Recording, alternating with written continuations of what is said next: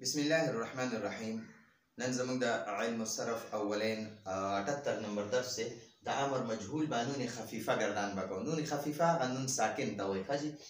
هغه به اوس مونږ ګورئ جي موږ سره دا یضربو گردان دی. دا یضربو مونږ سره ساده د مضارع گردان ده. د دې نه به مونږ اول مجهول جوړو. یضربو معنا ده هغه یو سړی وهل کوي یا به وکړي. زه د دنه چې کله مضارع تی جوړې کنه د دنه چې کله مجهول جوړې نو اول به د علامت مضارع دا یا چې کوم ده کنه یا شو تا شو الف شو او نون شو دې څلورو ته علامت مضارع وایي. نو دې علامت مضارع باندې به پیښ ولګي د اخیری دا با ده کنه د دې اخیری حرف نه مخکې حرف نه به زبر ورکړي. دلته په زیر دی نو زبر به ورکړي او که په کوم باندې زبر وي نو هغه به په خپل حال پرېږدي او که په کوم باندې پیښ وي نو هغه به هم زبر ورکړي. نو اوس دلته کې په دې را باندې زیر مونږ زبر ورکړو. نو یضربو معنا ده هغه یو سړی وهلی کېږي یا به ووهلی شي. د یضربو معروف ته د دې معنا ده هغه یو سړی وهل کوي یا به وکړي. او یضربو معنا ده هغه یو سړی وهلی کېږي چې کوم په یضربو کې چې کوم سړي وهل کول کنه په یضربو کې هغه سړی وهل خوري. ٹھیک شو. نو یضربو معنا ده هغه یو سړی وهلی کېږي یا به ووهلی شي. اوس زه د امر معروف امر مجهول بانون خفیفه جوړوم. نو دې په شروع کې به لام امر ولګي. لام امر مکسور وي او د اخري حرف باندې به زبر ولګي. د اخري حرف به ساکن کی او چې نون خفیفه ور سره لګي نو بیا چې کوم حرف ساکن وي هغه به زبر ورکي او نون خفیفه ور سره ولګي. نو یضربن معنا ده پکار دی چې هغه یو سړی ضرور وهلی شي. وهلی شي دا د مجهول صيغه ده. او یضربانی دا د معروف صيغه ده. نو زه به صرف مجهول کما یضربانی خو دې سره نون خفیفه نه لګي. او دا لیضربن معنا ده پکار دی چې هغه ټول سړي ضرور وهلو کی. اوس دنه لام امر خو سره لګیدل خو د لام امر نه دا رستو چې کوم یا علامت مضارع د باندې په پیښ ولګم ځکه چې اولی صيغه لام علامت مضارع له پیښ ورکړل نو ټول صيغه له پیښ ورکړي او د را باندې مدل ته زبر لګول دلته په مستول باندې زبر لګي. نو لیضربن معنا ده پکار دی چې ټول سړي ضرور وهلو کی. او لیضربن معنا ده پکار دی چې ټول سړي ضرور وهلی شي. هغه ټول سړي ضرور وهلی شي. وهلی شي پکار دی چې ټول سړي ضرور وهلی شي. لتضربن دی پکار دی چې هغه یوه ښځه ضرور وهلو کی. زه د مجهول جوړوم نو علامت مضارع تعالی به پیښ ورکړي او د را له به زبر ورکړي. لتضربن معنا پکار دی چې هغه یوه ښځه ضرور وهلی شي. ٹھیک شو. بیا د تثنیه او د جمع مؤنث سره نون خفیفه نه لګي. د واحد مذکر حاضر صيغې نه مونږ د امر صيغه جوړه کړه. امر حاضر معروف هم جوړه کړې وه. اوس دې زه مجهول جوړوم نو واپس پر سره علامت مضارع ولګي.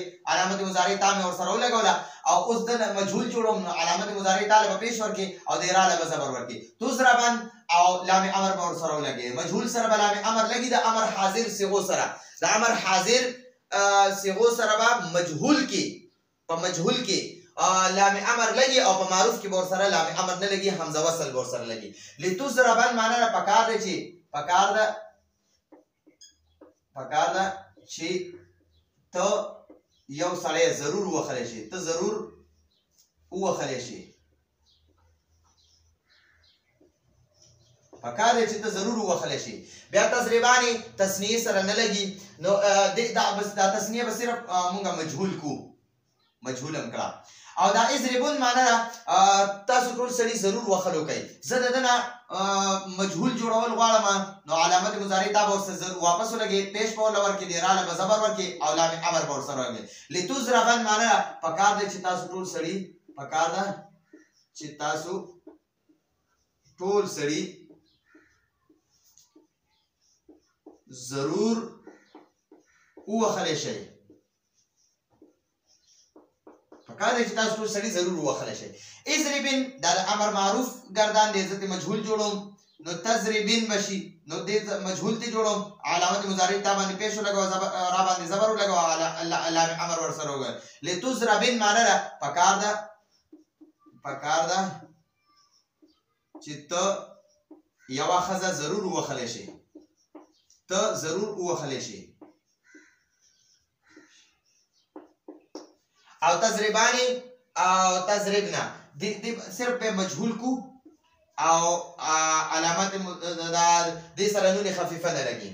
او لاضربا پکار دی چې زه ضرور وخلو کم. اوس زه د ده باندې علامت مضارع دی حمزه باندې پیش اچوم او د را باندې زبر اچوم. لاضربا معنا پکار دی چې زه ضرور ووخلی شم. ٹھیک شو. او لنضربا پکار دی چې مونږ ضرور وخل وکړو. زه وایم چې پکار دی مونږ ضرور ووخلی شو نو د علامت مضارع نون له به زبر ولګي او لام امر خو ورسره مخکې نشته او د را له به زبر ورکړي. لنضربا معنا پکار دی چې مونږ ضرور ووخلی شو. پکار دی چې مونږ ضرور ووخلی شو. نو دا موږ سره پورا د امر مجهول بانون خفیفه ګردانو. لیضربن لیضربون، لتضربن لتضربن، لتضربون لتضربن، لاضربن لنضربن، لیضربن لیضربون، لتضربن لتضربن لتضربون، لتضربن لاضربن لنضربن. نو دا موږ سره د امر مجهول بانون خفیفه ګردانو او دا موږ سره ګردانونه مکمل د دې د امر ګردانونه ختم شو. امر معروف بیا امر مجهول، امر معروف بانون ثقيله، امر مجهول بانون ثقيله، بیا امر معروف بانون خفیفه، امر مجهول بانون خفیفه. دا شپږ ګردانونه موږ سره پوره شو او ان شاء الله دې نه پس به موږ مشق حل کوو او بیا به د هغې نه پس موږ د نهي ګردانونه کوو. نو راتلونکي درس پورې اجازه غواړو. هذا هو المرام والله اعلم بحقيقه الكلام.